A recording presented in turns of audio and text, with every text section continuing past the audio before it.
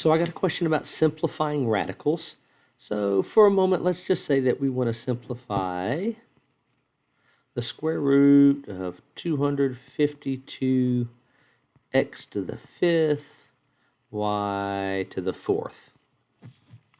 Okay, so I'm going to do this a little bit differently than the book does because they tell you to look for perfect squares, blah, blah, blah, blah. I don't think that quite makes as much sense, or you have to know your perfect squares and stuff like that.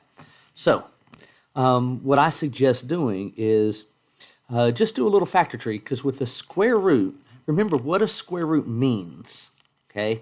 The square root of some number, okay? X, if that equals a, okay? All that means is that x is equal to a squared. It's the same thing, right? So if you look at the square root of 4, what that means, that would equal 2, and that's because 4 equals 2 times 2, right? So keep in mind then, the square root, what we're looking for are pairs of numbers, okay, that equal whatever's under the square root.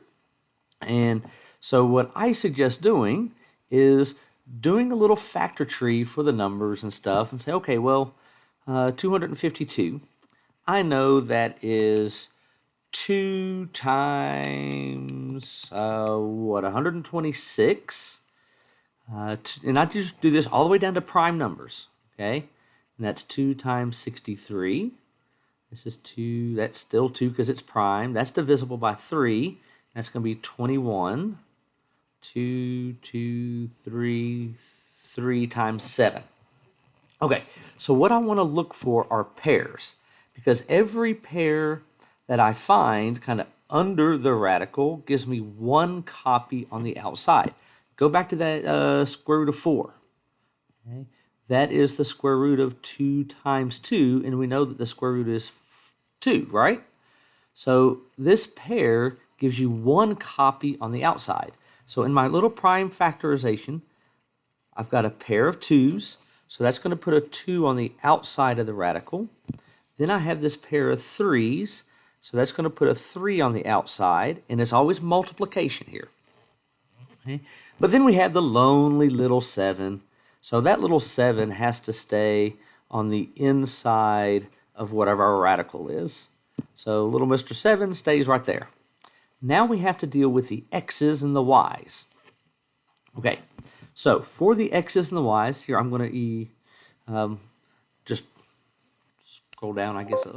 Stop that. Okay. We have 5 x's, right? So if you just wrote those out, I mean, x to the fifth is 1, 2, 3, 4, 5 x's. And again, we're looking for pairs. So what do we have? We have a pair of x's here. So that's going to give me one copy of the x on the outside. Let me just do this slowly. Okay. We have another pair of x's. So we got another one on the outside.